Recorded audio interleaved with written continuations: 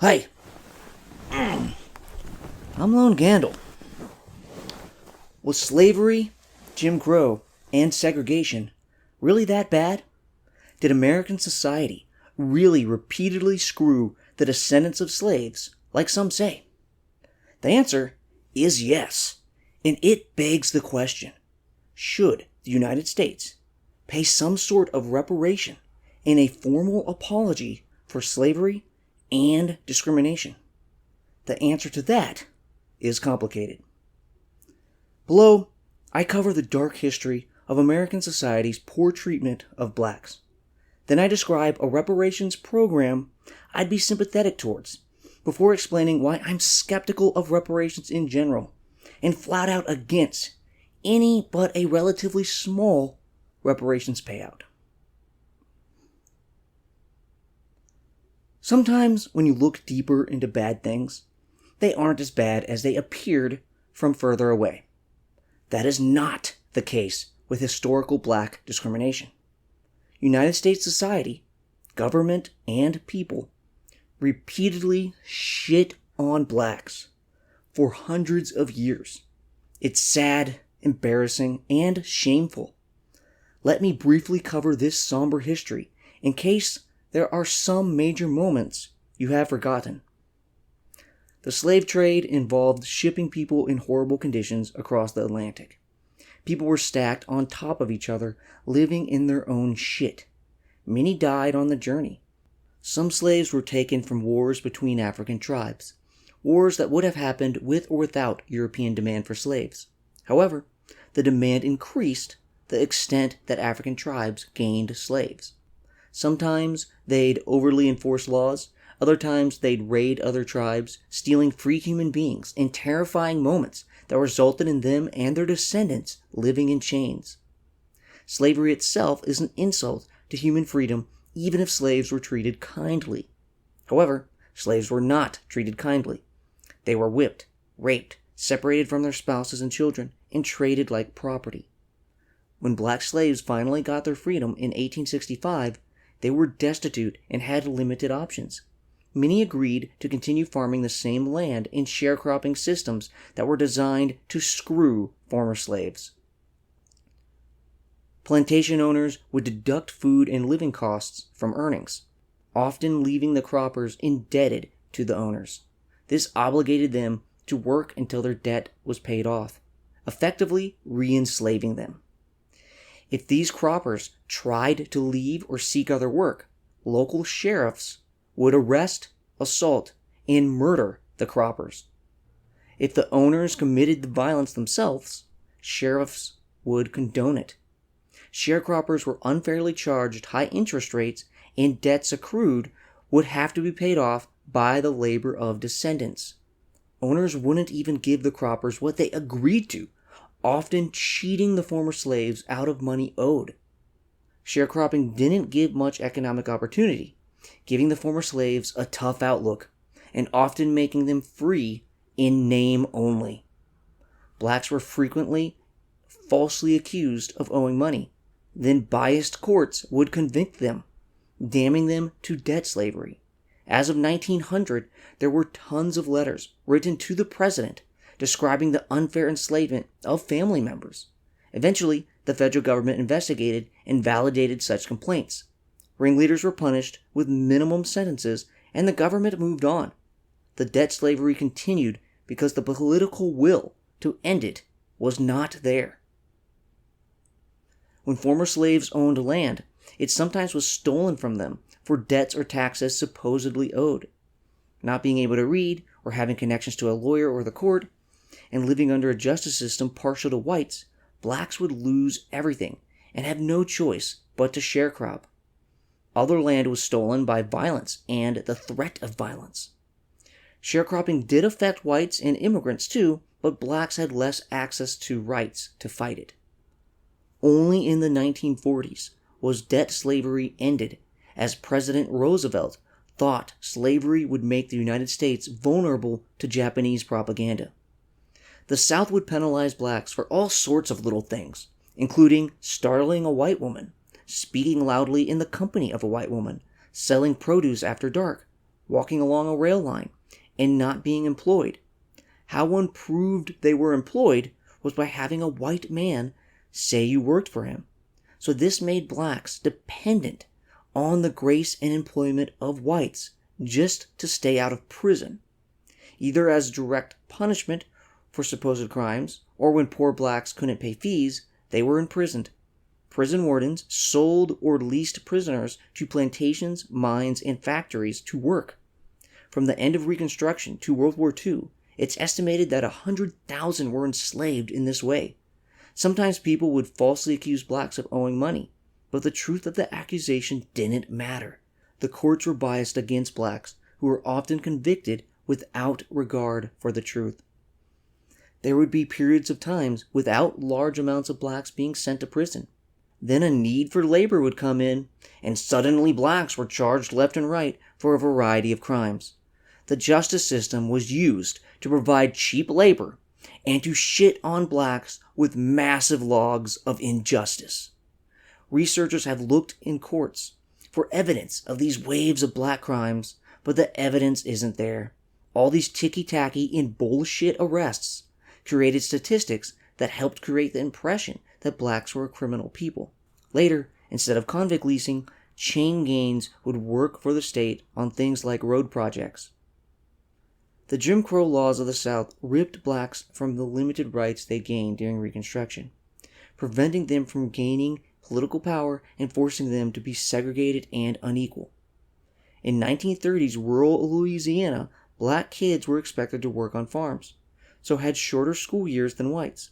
It's hard to pull oneself up into the educated economy when as a kid you got less schooling because of the color of your skin. Anti-black violence across the South was rampant. Racists murdered blacks, and law enforcement would regularly fail to prevent or punish such acts.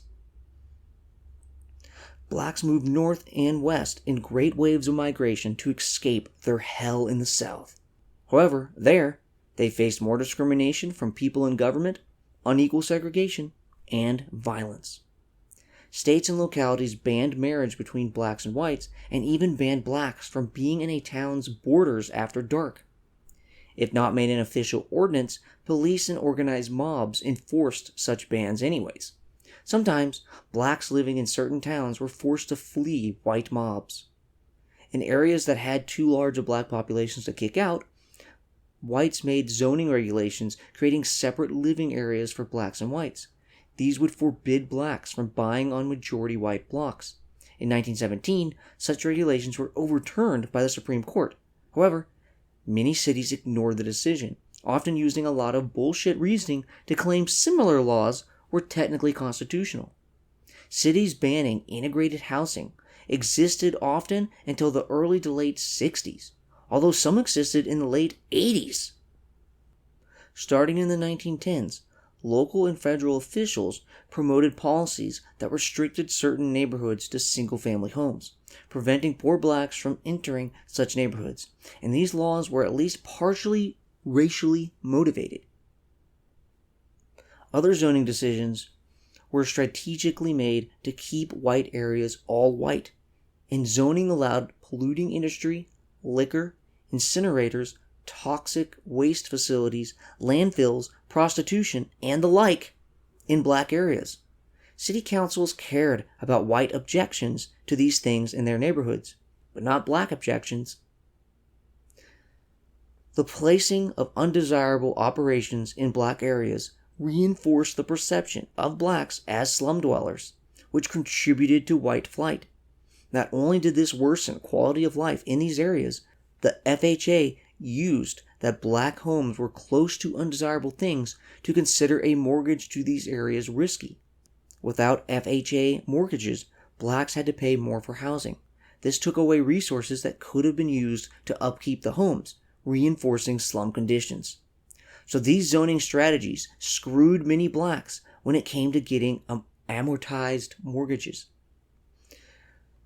Majority white neighborhoods have more parks and tree cover, more access to medical care, more experienced teachers, and more challenging curriculum.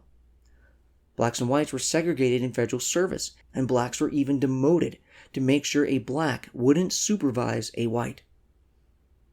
Grand legislation that helped pull up the middle class, like the GI Bill and Roosevelt's New Deal, were discriminatory, giving great help to whites, but mostly ignoring blacks.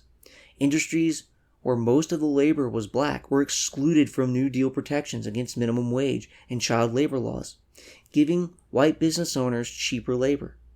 Labor union recognition and Social Security were also not applied.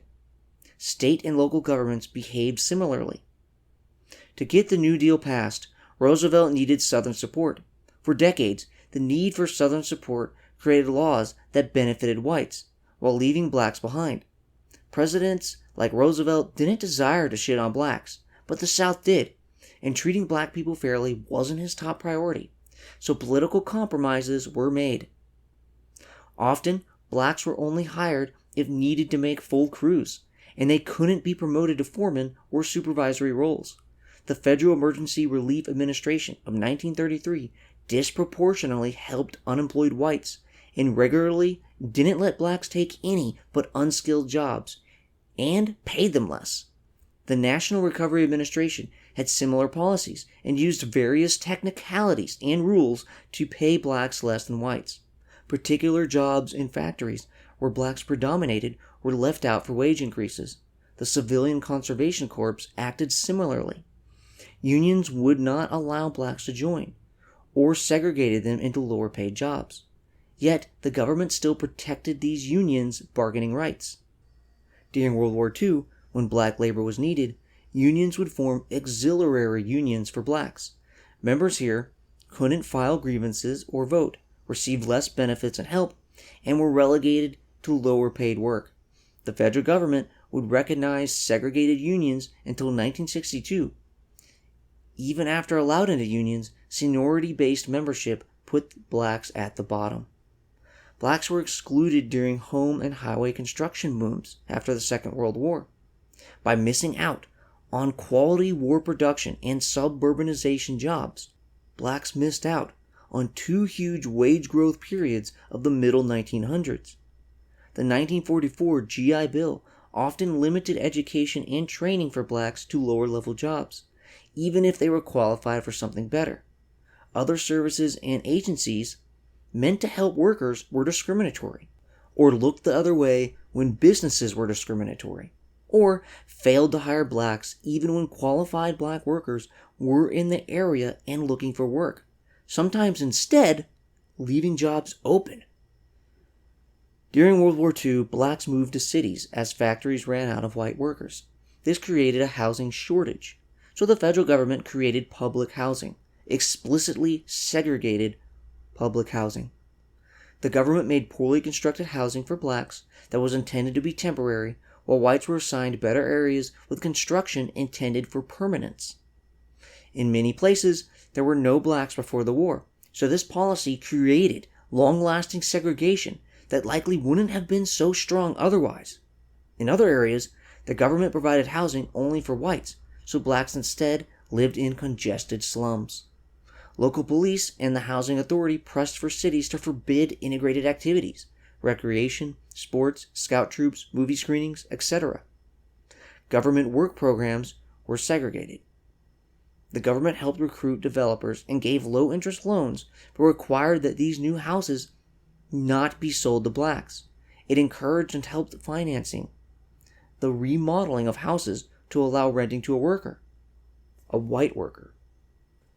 Whites moved to the suburbs with help of government-insured bank loans. Blacks didn't get such help, so they often had substandard construction or even made their own makeshift homes. Richmond, California wanted to make sure no blacks moved to town unless essential to the war effort, so the police stopped blacks and asked for proof of employment. No proof resulted in arrest and jail. Banks were hesitant to loan mortgages to the working class due to the risk. The federal government guaranteed mortgages to qualified buyers. Veterans got deals too. However, the federal government specified the requirement that the homes were not to be sold to blacks. A group of middle-class people tried to form a cooperative to build housing and a community. Banks wouldn't loan without government approval. but the government wouldn't insure the loans to a cooperative with blacks. This cooperative had some blacks. After fighting for a bit, the cooperative disbanded, selling their land to developers who created an all-white neighborhood. Blockbusting limited integration and hurt blacks' housing values. A black family would move into a white neighborhood, then real estate associations would panic white families that the neighborhood was going to shit and that they needed to sell their homes now before losing their value due to the possible wave of new black residents. These homeowners sold at discounted prices. Then real estate agents would advertise to blacks and sell at inflated prices. This screwed both black buyers and white sellers and made the real estate agents a buttload of money. Banks and insurance companies responded to this by refusing to issue mortgages to whites in integrated neighborhoods. Blacks were excluded from so much housing that even if overall housing was plentiful, it was in short supply to them. So they were willing to pay inflated prices and then still double up in homes designed for one family. The houses were priced so much higher than similar houses for whites that blacks had trouble making the payments, further incentivizing renting parts of their homes. Instead of building schools in areas that would create integration, they were intentionally built to produce white schools and black schools. Not only did the people hold prejudices that created segregation, but federal, state, and local governments purposely created segregation all over the country. These governments often weren't following pre-existing racial patterns. Before World War II, many of these cities didn't have blacks, so governments created segregation where before it didn't exist. Public housing even destroyed black-white housing integration. Some neighborhoods were integrated because black and white workers needed to live close to factories that they walked to for work. The government came in and designated integrated neighborhoods as white or black, then installed segregated projects in those neighborhoods. Blacks were crowded into black-only neighborhoods, and not all could afford housing, so this increased doubling up. Government programs turned black neighborhoods into slums, often literally demolishing integrated neighborhoods to build segregated ones in their place. At times, when black housing was proposed near white housing, whites would riot, injuring blacks. In such riots, it was usually blacks who were arrested, even though the perpetrators were white. Politicians ran on preventing blacks from moving into white communities. Public housing for whites would have vacant units, while public housing for blacks would be overcrowded and have long waiting lists. In the 1960s, public housing authorities were actively segregating their sites, both putting developments in segregated areas and even evicting white families, resulting in all-black projects. In 1984, investigative reporters found that public housing tenants were almost always segregated, and predominantly white projects had better facilities, amenities, services, and maintenance. There has also been the practice of giving whites vouchers while steering blacks into projects. Only in 1998 did civil rights groups get the requirement that vouchers be offered to blacks too. Originally, public housing was for middle-class people. By the late 60s, the housing shortage lessened, and private developers convinced government to limit public housing to only include poor people.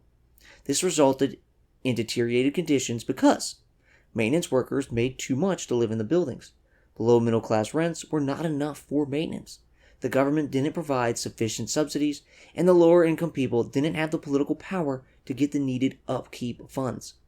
In 1933, the federal government created the Homeowners Loan Corporation to help households who were about to default. It bought mortgages and issued new ones with long repayment schedules. The mortgages were amortized, meaning each payment included principal, not just interest. Thus, the household would be gaining pieces of ownership each month and gaining some equity. Although interest rates were low, the government still wanted monthly payments, so assessed the borrower's ability to pay by hiring real estate agents to do appraisals.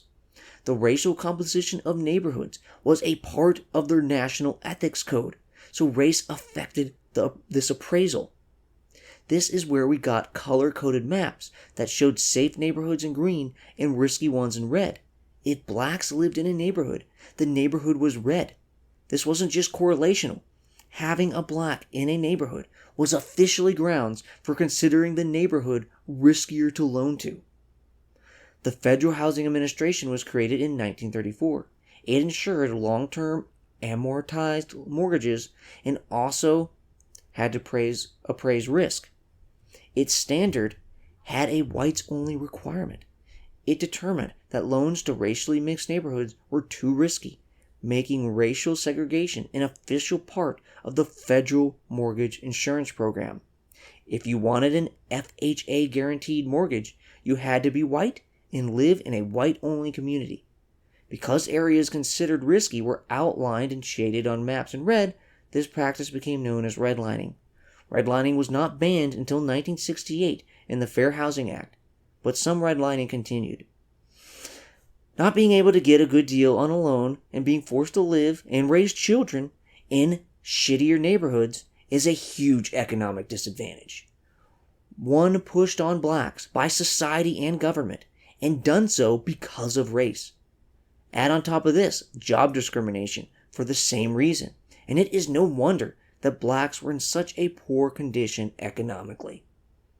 Suburbanization largely happened on the back of these government subsidies.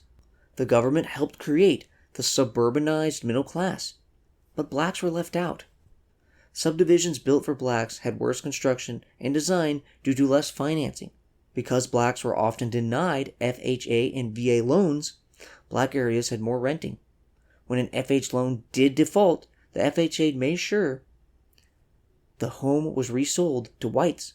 Only rarely did the FHA approve loans for black developments. Another way blacks and others were kept out of neighborhoods were by deed clauses and neighborhood covenants. When a homeowner agreed to buy a home, somewhere in their deed or in a neighborhood contract or in a community association membership agreement was often a promise not to sell the home to a black or other racial groups, or sometimes a promise to sell only to whites. The FHA lowered risk estimates for properties with restrictive deeds.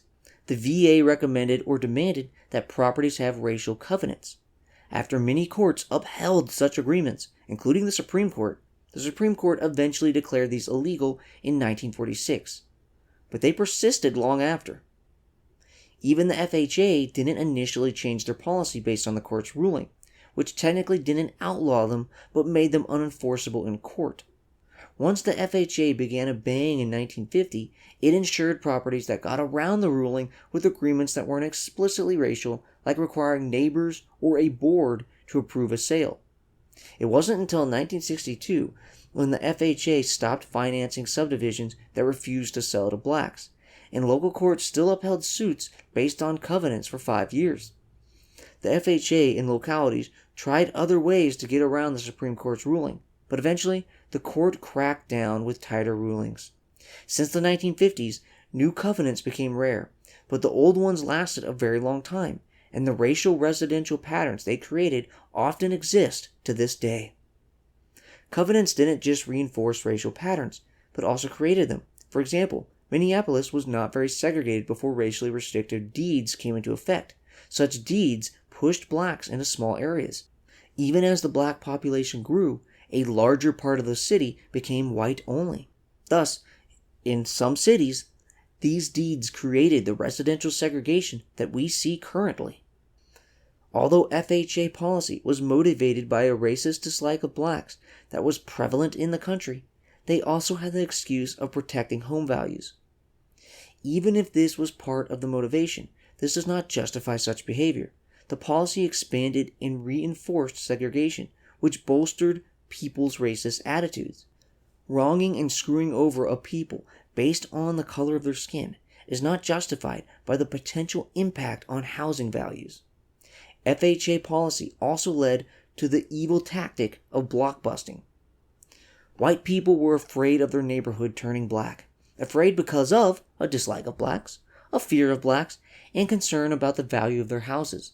This value was more affected by blacks because government policy would stop people from getting mortgages in the neighborhood if blacks moved in.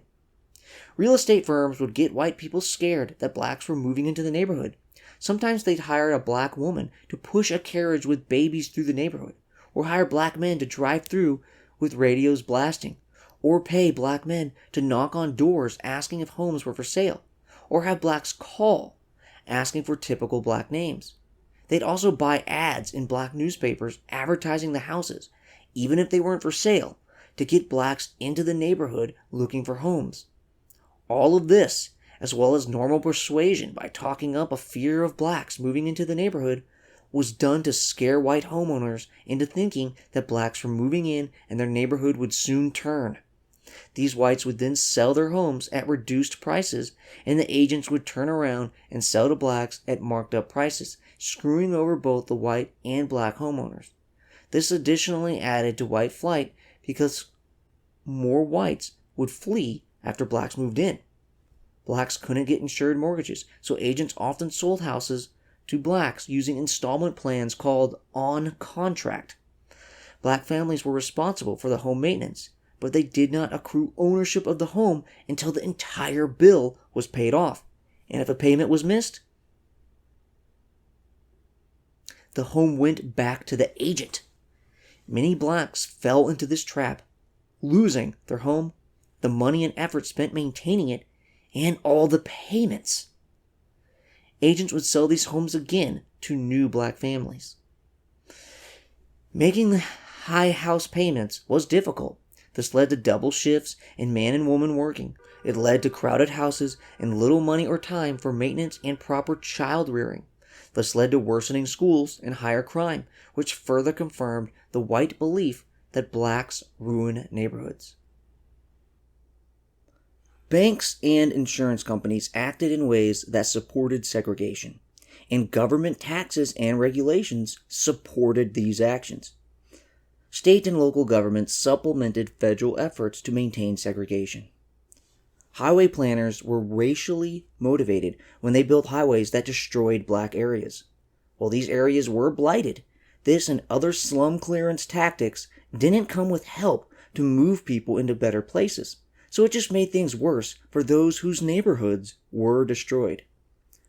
Localities would push blacks into certain areas, and once that was complete, parks in the area would close, and municipal services declined. One tactic to move blacks was to put black-only schools in areas that the local planners wanted to be black. They did this with hospitals too. And of course, when regulations, service placement, and covenants didn't work to keep blacks out of certain neighborhoods, many whites resorted to mobs, violence, burning crosses, Confederate flags, blaring music, throwing rocks, and property damage. The few whites who openly supported the moving in of a black family would have their property vandalized as well. Police rarely interfered, sometimes even joining and encouraging mobs. The main violent perpetrators were well known, but police often failed to act, or acted only weeks later, maybe because state officials intervened. There are lots of examples of people driving blacks out of neighborhoods. Official clubs would form to buy back black homes so they would have an easy out while they were being attacked. Homes were even firebombed, which sometimes resulted in deaths. This happened in a variety of cities over decades. Blacks were forced to move back to black neighborhoods. Many blacks must have never tried moving into white neighborhoods, knowing what awaited them. In 1968, the Fair Housing Act made violence to prevent neighborhood integration a federal crime, and the Department of Justice prosecuted several cases. However, frequent attacks continued into the 80s. In 1985 and 86, only a quarter of these incidents were prosecuted. From 1985 to 1990, however, the share in which charges were brought grew to 75%. The Southern Poverty Law Center documented 130 cases of move-in violence in 1989. Even in 1985, a house in a suburb of Louisville, Kentucky called Sylvania was bought by a black couple, then firebombed the night they moved in. A month later, an arson attack destroyed the house. A few hours before that attack, a speaker at a KKK meeting declared that no black would be allowed to live in Sylvania. The black family sued a police officer who was a member of the Klan. The officer testified that roughly half of the 40 Klan members he knew were in the police department, and that his superiors didn't care as long as they kept it secret. During the mid-1900s, local police and the FBI had huge campaigns to disrupt liberal-to-left groups as well as organized crime, but they did very little to stop rampant nationwide violence and terror used against blacks. Officers who failed to do their duty weren't fired or suspended. Often, charges would be brought against blacks moving in or people who sold them a home instead of the actual violent property destroyers and intimidators. So white people are throwing rocks through windows with messages like, "Niggers get out," even using dynamite and firing guns. And the criminal justice system finds it reasonable to charge the black victims and the whites who sold them the home. This was all incredibly fucked up and was on top of official policy that gave loan deals to whites but not blacks, the putting of dangerous facilities in black neighborhoods, better government services for whites than blacks, official and community bans on blacks moving into white neighborhoods, and real estate agents taking advantage by giving blacks shitty deals just to live in a home, sometimes resulting in people losing the home that they worked hard to gain and keep. Not only did blacks face housing discrimination, but wage and job discrimination. Federal, state, and local governments worked with private employers to make sure that blacks were paid less and treated worse than whites. Cities and counties overtaxed blacks by assessing their homes at higher than market value compared to white homes. Studies on many cities document this. This is less money to save and less money to maintain one's home, worsening the neighborhoods and home values even more, making blacks' money problems even worse. People could also lose their homes due to delinquent tax liabilities. Landlords could get higher rents from blacks because blacks had so few housing options. Blacks doubled up 3 times more than whites. Because of limited housing options, blacks had to commute further for work. The time, cost of commuting, and job loss when commuting created absentee problems were all an additional cost of housing discrimination. Another disadvantage of being forced into segregated poor neighborhoods is that poor neighborhoods are overcharged rent. This happens because landlords in poor communities face more risks, so they raise rent to account for that. However, this hedging usually results in higher profits for the landlord. Whites pushed segregated banking, which didn't work well for blacks. There was a federal Freedmen's Bank, but it went under and a lot of blacks lost their money, as well as trust in banks, which disadvantaged them and their descendants down the line due to the advantages of banking. Banks would take deposits from blacks, then lend it to whites because the banks didn't trust black business owners, which means black money was used to help white people advance rather than also helping blacks, further limiting opportunities in black communities. At times, when black communities have had some success, they have been ravaged by white riots and white violence, an extreme example being the Tulsa race riot, where a flourishing black community, nicknamed Black Wall Street, was attacked by a white mob in 1921. Another example is the massacre and destruction of the black town Rosewood, Florida. Starting in the 60s, the government started undoing its racist or segregationist policies. However, the segregation and the effect on blacks' wealth were long-term. The disadvantages of one generation were given to the next. Black wealth was greatly damaged. They were discriminated against for employment, they were cheated by government and people in society, and forced into worse homes and neighborhoods. This resulted in much less wealth for blacks. A major way to grow wealth is through home appreciation. White housing values appreciated vastly more than that of blacks. Once in worse neighborhoods with more pollution, worse schools, and less adult role models, it became much more difficult to raise productive children who have the education, skills, and mentality to excel in the economy. The negative effects of pollution and violence on school performance have been demonstrated. Less summer job opportunities, less access to libraries and bookstores, less primary care physicians, less access to fresh food, and a concentration of disadvantaged children in the same classroom all add up to make raising successful children much more difficult. Studies have found that neighborhood effects are huge. Simply moving a family to a better neighborhood produces much better outcomes for children.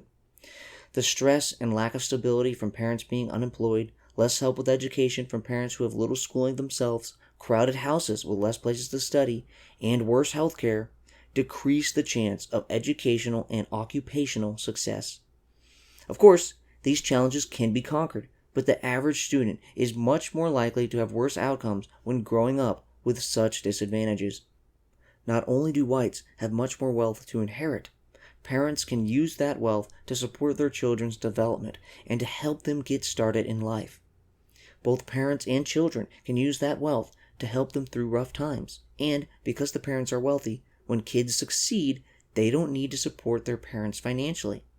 Wealth allows spending throughout life that pays dividends, allowing children and children's children to thrive. Wealth is more valuable than the exact dollar count. It's very common for occupationally successful blacks to have less personal spending because they spend significant amount of money helping poor family members. By the time discrimination lowered to a point where blacks could reach the middle class, homes outside of black neighborhoods had largely become unaffordable for the working and lower middle classes. Once segregation is established, race-neutral policies hurt blacks.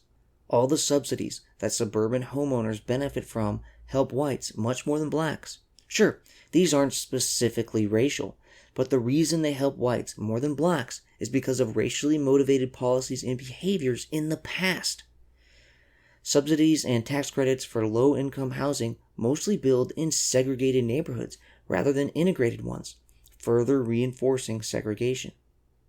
From the end of World War II to 1973 were the boom years for the working and middle classes.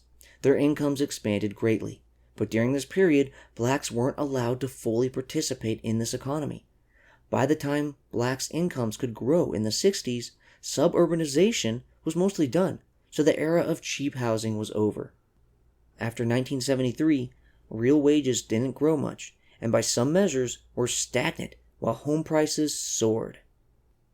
So now, unaffordability keeps blacks out of white neighborhoods. All of these discriminatory laws and behaviors resulted in blacks separated from mainstream society, crammed into ghettos with difficult access to jobs and social services, where raising children and building a community was hard. Once the races live in a segregated manner, that locks it in for some time. As of 2020-2019, a typical white person lived in a 75% white neighborhood, with the neighborhood being only 8% black. A typical black lived in a 35% white, 45% black neighborhood. The long-term effects of all these housing discriminations are legion. One is that blacks were in a worse situation to get loans and ended up getting more subprime loans. When these went bust in 2008, many blacks got screwed. In 2010, the Justice Department said that lenders who peddled the most toxic loans targeted communities of color. Several other lawsuits found the same thing. This led, once again, to more homeless, more renting, more doubling up with relatives, and less stable neighborhoods. A study found that, controlling for other variables, including creditworthiness, blacks were more directed towards subprime loans than whites. Blacks tend to get worse mortgage rates. This could be because they shop less between different lenders, or Sasan, because lenders have been found to be more helpful toward white borrowers. Blacks tend to be concentrated at high-risk lenders, which tend to have more expensive mortgages, even for their lower-risk customers. To this day, white flight is still a thing. People still talk about good neighborhoods and good schools and bad neighborhoods and bad schools, and often a signal of a bad neighborhood is a high prevalence of black people. This makes it more challenging for blacks to have property values that rise at the same rates as whites and to have good schools in their areas. A variety of studies have done discrimination tests on home buying. They send many paired people to separately inquire about buying a house, either the same house or the same agent, and compare the responses of the owners or agents. Everything about each pair is the same, except their race. So, the differences in treatment are likely due to race. They do this with a large enough sample to hopefully balance out any random differences that can't be controlled for. Even in 2000, a study found discrimination against black and Hispanic home seekers in rental and sales markets. However, the effects are smaller than the same study done in 1989. Blacks and Hispanics were given less information and options when searching for a home to buy or rent.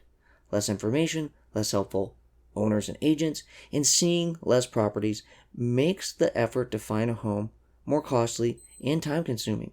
It may also result in a less ideal choice compared to if one had the same help that a white person would receive. These studies find similar results in cities across the country, so it's not like we're talking about just one area here. Similar studies find similar findings with employment and credit markets. For example, studies have sent the exact same job application to similar places, but on one application, the person's name was a typical white name, while on the other was a typical black name. The typical white name application performed better.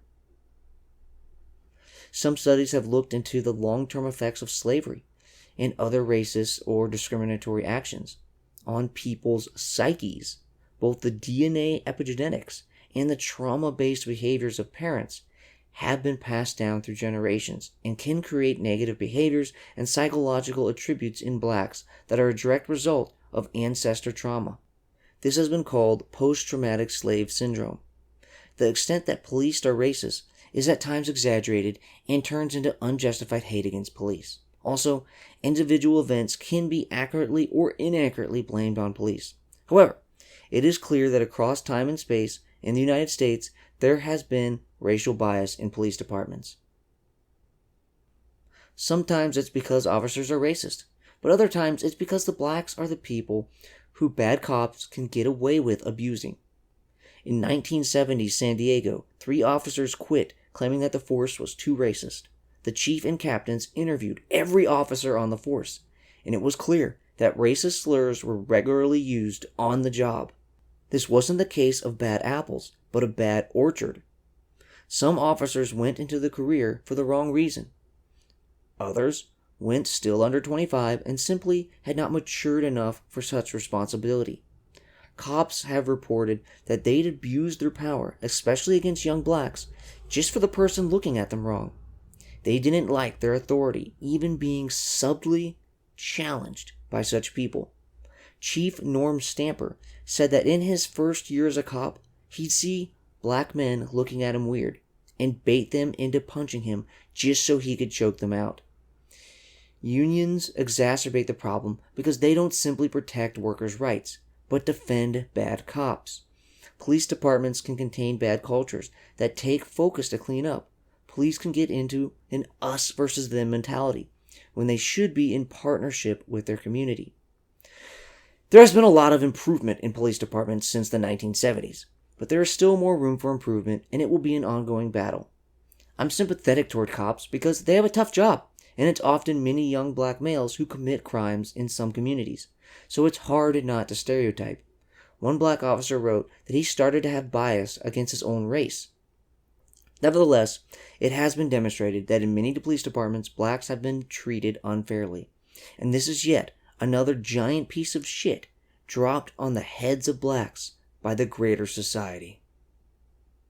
The United States doesn't have great wealth mobility, meaning a lot of children born to low-income parents remain lower income as adults. This is even more true for blacks. Thus, setting blacks back historically makes it hard for them to climb the ladder now. While I use a variety of sources, some for specific lines or information, and others just for background and confirmation, the story I tell about the treatment and segregation of blacks involving housing and employment focused heavily enough on one source that I'd be remiss not to mention it.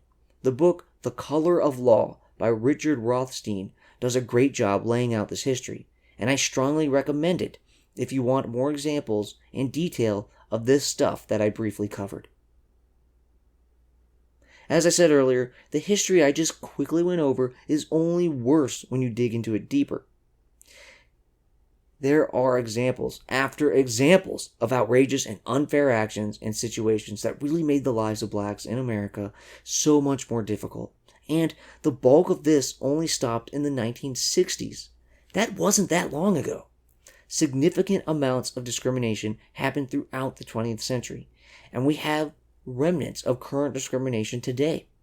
Additionally, the consequences of historical discrimination will last for generations. walking through how the descendants of slaves were treated begs the reparations question. It really feels like American society owes these people something.